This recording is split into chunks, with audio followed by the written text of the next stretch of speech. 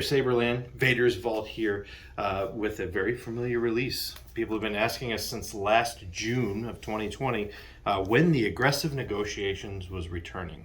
And that day is upon us. We have machined a new run, making some slight changes to the design, and we are pleased to announce that this awesome Saber is now back in stock at Vader's Vault. The aggressive negotiations, for those of you who are not familiar with the design, was one of the first designs that Deanna and I actually collaborated on together when we were coming up with custom one-offs back in 2008. So it was our earliest collab when it came to sketching out designs, and we've refined it over the last 13 years. Numerous one-offs that we've done with people making changes, and when we decided to make it into a production Saber, we came up with sort of what we felt was the best average of all the one-offs that we've done to best represent the design and where it headed in its last several years. And this time we made another change to it. Mostly the functional change is at the switch area.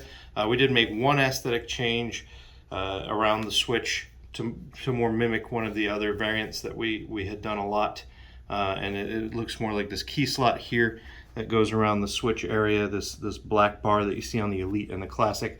You don't really see it as much on the Standard, but it was a cutout in the shroud on a lot of our earlier variants of this design. We took away the anti-vandal switch as it was a standalone switch. Instead, we have made our own custom switch, but we felt like the anti-vandal switch profile best fit the design. We went through probably 6 or 7 different iterations of switch designs to try to more go in line with what we were doing with our other refreshes, like the Havoc, the Revan, and that sort of thing. But it just didn't look right. It really needed that larger round switch, but we didn't want to use the anti-vandals anymore, so we made our own switches. As you can see, it is another round switch, but it has some extra tooling in there just to give it some more interest around the bezel, and we are offering now different combinations. So similar to our Revan and Havoc, where you can choose the different metals for the switch or even a clear for lighted backlit, this you can also choose. So we have the 2 different buttons here. You got your main switch here and your auxiliary switch back here, and those can be available in either the aluminum, brass, or copper, or the backlit. And that goes even further with the main switch, because not only can you choose the metal of the bezel, which is the outer round part, you can choose the metal of the inner button, and if you choose a lighted button like this here, you can choose the metal of the lighted insert.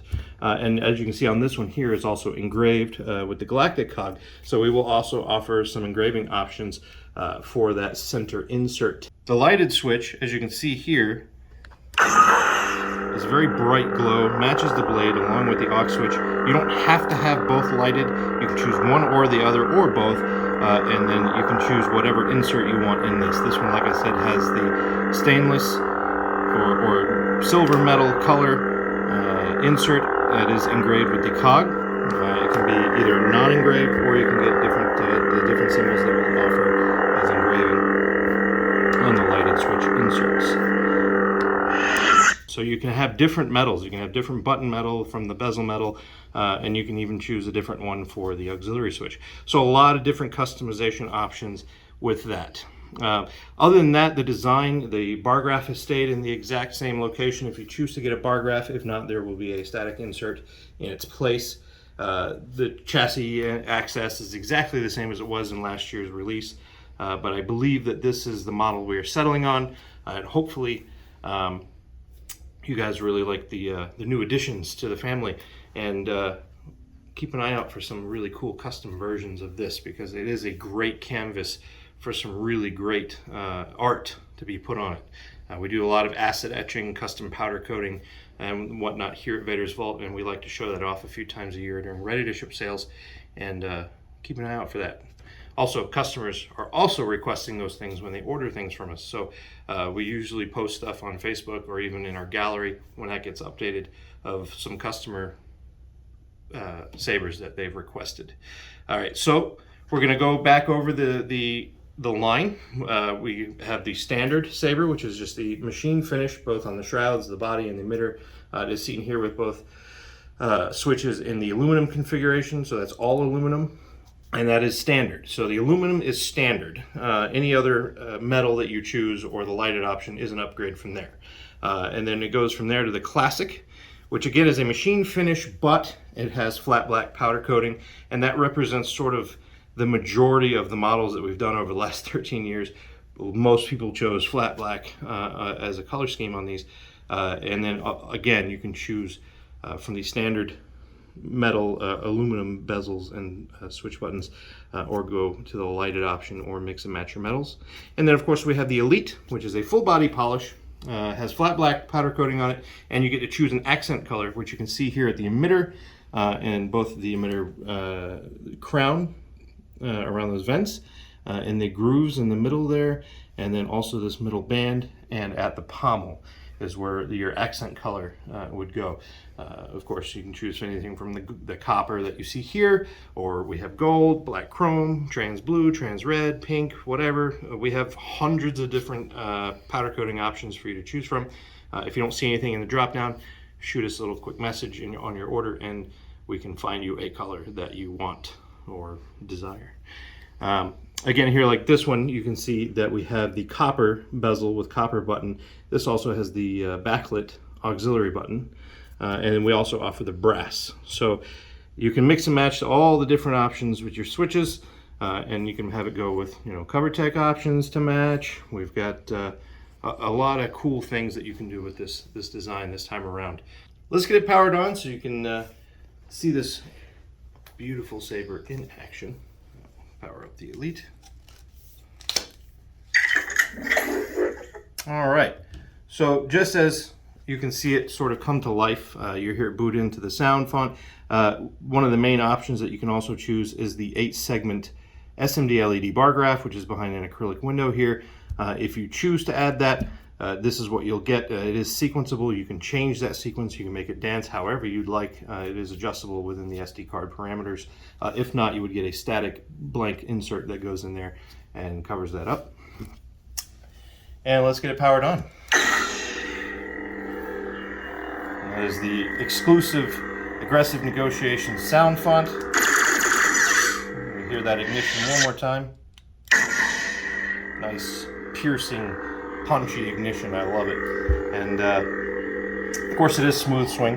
And just like all of our other Plector Pixel and CFX powered Sabers, or any RGB Saber, you access the spectrum mode by pressing both switches at the same time. Spectrum. And that allows you to change your color.